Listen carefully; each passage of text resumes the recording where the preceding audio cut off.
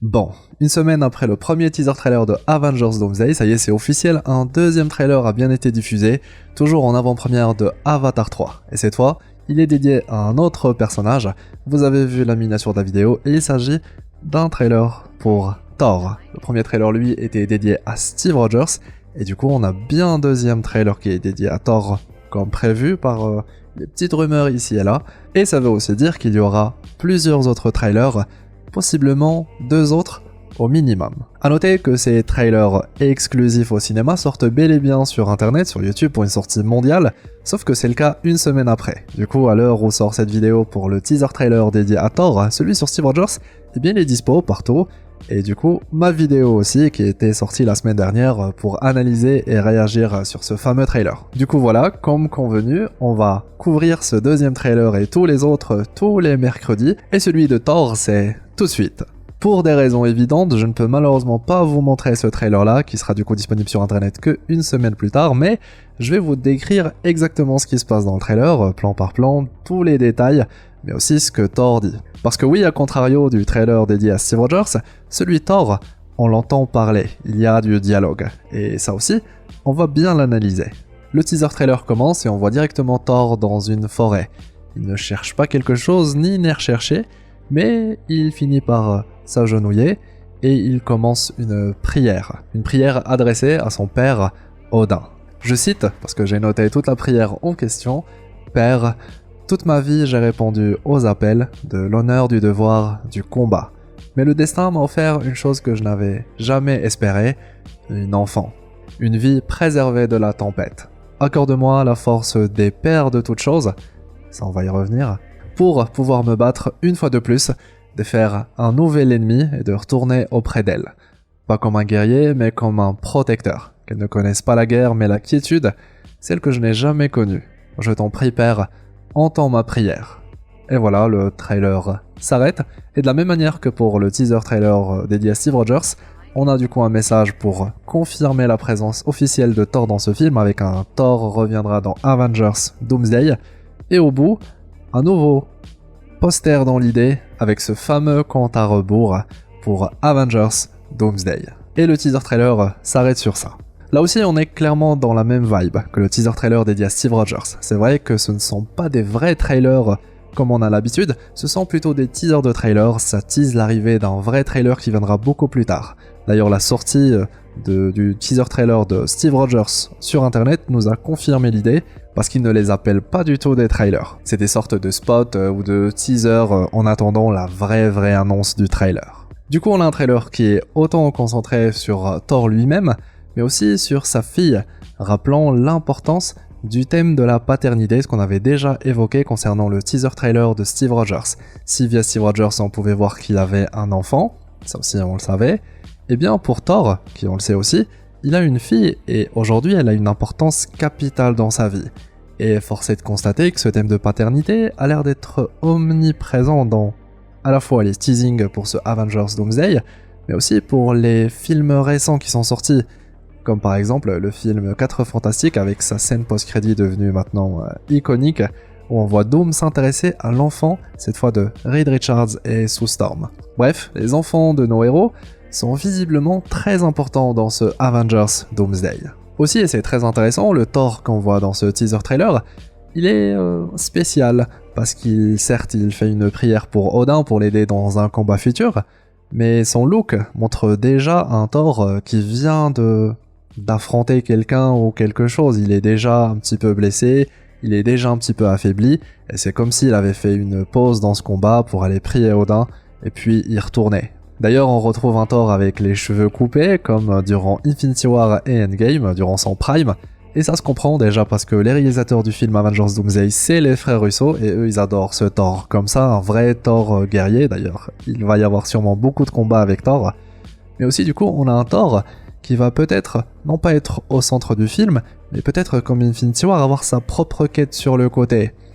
D'une part, on sait que Loki va bel et bien faire partie du film, et donc forcément qu'il y aura un lien avec Thor, mais aussi on a tout ce côté où sa prière renforce beaucoup le côté menace à laquelle il est malheureusement à laquelle il doit faire face après un Thanos qui l'a, on peut le dire, traumatisé, Ici on arrive possiblement à quelque chose du même stade, si c'est pas pire. C'est vous dire à quel point Thor n'a même plus envie d'être un combattant, mais seulement un défenseur. Il a juste envie de retourner auprès de sa fille, Love, et oublier sa vie de combat et sa vie de héros finalement. Et justement, pour son ultime combat, on va dire, Thor fait une prière assez singulière, on va dire, parce que ce qu'il demande à Odin, c'est de lui donner la force des pères de toutes choses. Et les mots sont plutôt assez parlants cette fois. Pourquoi ? Parce que la force des pères de toutes choses, c'est ce qu'on connaît aussi dans les comics notamment, sous le nom de la Odin Force ou de la Bor Force avant, ainsi de suite. En gros, c'est vraiment le pouvoir des dieux rois asgardiens qui n'a pour l'instant jamais été offert à Thor.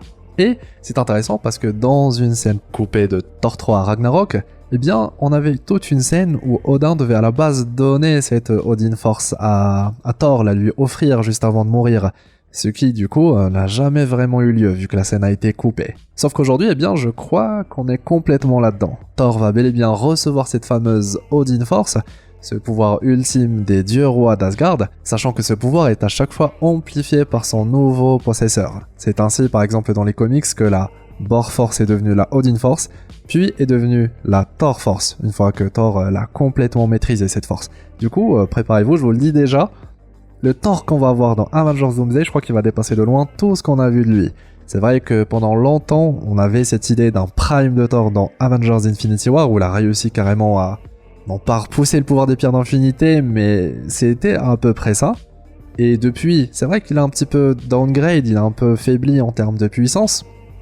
Mais là, avec les frères Russo aux commandes, je pense qu'ils veulent retrouver quelque chose d'assez grandiose, de divin et à la fois héroïque avec ce Thor. Mais aussi ils veulent peut-être lui rendre honneur pour une dernière fois, un ultime combat. Ce pourquoi cette scène pourrait avoir du sens du coup avec un Thor qui va prier son père pour lui attribuer pour une dernière fois une force sans laquelle il ne pourrait tout simplement pas gagner contre cette nouvelle menace. À savoir peut-être un certain Doctor Doom. D'ailleurs, je sais pas ce que vous en pensez, mais ça se confirme, notre trio des Avengers iconiques avec Thor, Steve et Tony, même s'il sera sous les traits d'un certain Doctor Doom, eh ben ils sont là, ils sont présents et on va avoir un nouveau film Avengers avec ce trio-là. Je sais pas ce que vous en pensez, moi j'aime beaucoup l'idée, surtout qu'aujourd'hui elle va être présentée sous une autre forme, parce que les alliés d'hier sont peut-être aujourd'hui des ennemis. En tout cas, et ce teaser trailer appuie beaucoup dessus, Thor a beaucoup changé depuis la dernière fois qu'on l'a vu dans un film Avengers. Et ce changement l'emmène petit à petit à beaucoup ressembler à son père, Odin, qui est devenu, qui on le sait, était un sacré conquérant, a terrassé plein d'univers, plein de personnes aussi. On sait que c'était un conquérant qui a vraiment fait couler le sang à travers la galaxie.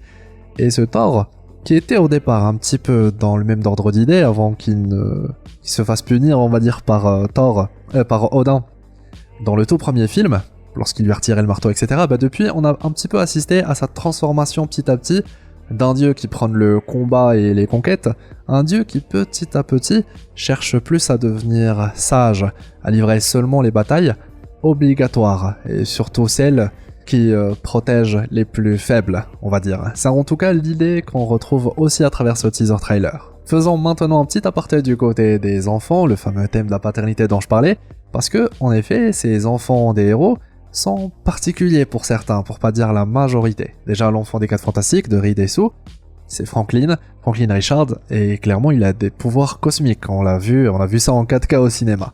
Et ben, c'est un petit peu pareil pour la fille de Thor, elle aussi, fille née d'éternité, c'était la fille de Gorr le boucher des dieux qui a été ressuscitée par éternité, et c'est ce qui l'a amené à être adoptée par Thor. Mais du coup, c'est une fille qui a complètement des pouvoirs cosmiques, on l'a déjà vu d'ailleurs, et surtout elle arrive facilement à porter Mjolnir, ça veut dire qu'elle est digne, mais aussi elle arrive à porter Stormbreaker, une arme réputée impossible à porter, sauf pour des êtres extrêmement puissants. Il faut vraiment avoir un mental d'acier pour porter cette arme et contenir le pouvoir qu'elle possède. Donc on a déjà 2 enfants extrêmement puissants. Est-ce qu'un certain Doctor Doom serait possiblement intéressé par ces enfants pour une raison qu'on ignore ? Eh ben, je crois que oui, parce que un nouveau teaser trailer concentré sur un nouveau personnage qui là encore met en avant un enfant, désolé, mais je commence un petit peu à trouver ça louche. Et je pense vraiment que Thor que Doom va vraiment chercher à contrôler ce pouvoir ou à l'acquérir, le pouvoir de ces fameux enfants. Sachant qu'il y en a d'autres, hein, des enfants. Mais bon, maintenant, et c'est là que le tout devient très très intéressant, c'est qu'on le sait, Thor a une place importante dans la grande guerre à venir. Pourquoi ? Parce que c'est le film Deadpool et Wolverine qui nous en parle, clairement. On sait que le TVA, l'organisme TVA, Bureau des variations anachroniques, se prépare à une grande guerre, et justement a fait une sélection de certains héros, dans Wade Deadpool. Et qu'est-ce qu'on voit justement dans ce film ?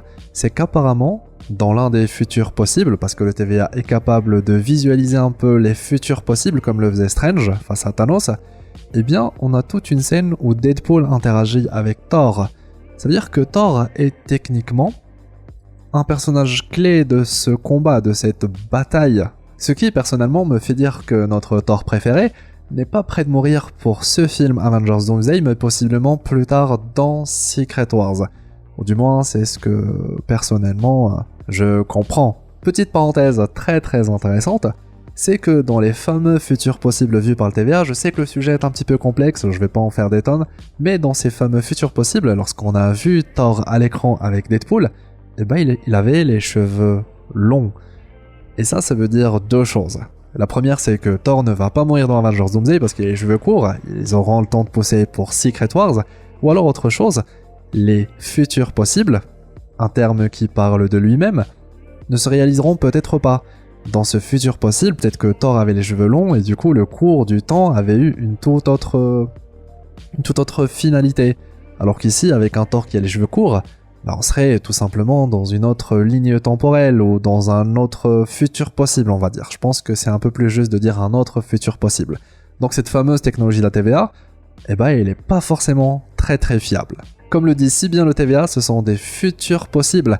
Ça veut dire déjà qu'il y en a plusieurs et que eux essayent plutôt d'aiguiller ça vers celui qui les intéresse ou celui qui va les permettre de gagner contre cette fameuse menace qui va donner vie à toute une guerre multiverselle. Un autre élément mis en avant par ce teaser trailer dédié à Thor, c'est aussi le fait que Odin continue d'exister malgré sa mort physique, on va dire.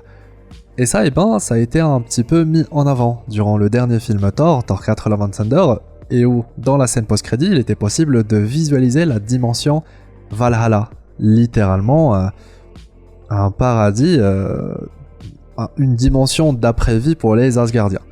Du coup, techniquement, les Asgardiens, lorsqu'ils sont morts, notamment au combat, peuvent accéder à cette dimension. Ce qui veut dire que la vie pour eux, en tout cas, ne s'arrête pas seulement à la mort, un concept qui existe aussi pour le peuple du Wakanda. Et du coup, ce Odin, pour lequel Thor a adressé des prières, on est sûr et certain qu'il les entend. Pourquoi ? Parce que on sait aussi, en tout cas on a déjà eu une scène similaire dans le MCU, souvenez-vous, c'était au tout début, la scène d'ouverture d'Avengers Infinity War, toujours ce film-là. Et du coup, dans cette scène-là, on avait un Heimdall qui, comme Thor, a adressé une prière à Odin, et là, était exaucé, en direct, en live action. Directement, on a vu que Hulk a été téléporté grâce à ce pouvoir. D'ailleurs, quand Heimdall priait Odin, il parlait aussi d'une sorte de magie noire d'Odin. Donc, on est à peu près sûr que le vœu de Thor, il sera exaucé. Et ce fameux pouvoir des pères de toutes choses lui sera attribué. Du coup, voilà, plein de belles choses avec un si petit teaser trailer dédié de plus à un seul personnage. Imaginez un petit peu ce que va donner le vrai trailer. Là, je pense qu'il va falloir une réaction et une analyse qui va durer peut-être une bonne heure. En tout cas, j'espère que celle-ci vous aura plu. Comme promis, pour chaque mercredi, on va s'atteler à cet exercice toujours très particulier mais que j'aime beaucoup. C'est un petit peu sur le tas, c'est une sorte de réaction à chaud. Et du coup, j'espère que vous avez passé un bon petit moment avec votre HeroSef préféré. Si vous n'avez toujours pas regardé le trailer dédié à Steve Rogers, maintenant il est disponible sur YouTube comme je l'ai précisé au tout début de la vidéo. Mais aussi il y a toute la vidéo analyse et réaction qui a accompagné cette sortie. Je vous le dis, en ce moment avec Doomsday, on mange très très bien. Et ça nous fait plaisir en tant que passionnés de cet univers d'avoir autant de contenu en si peu de temps, à savoir un teaser trailer par semaine.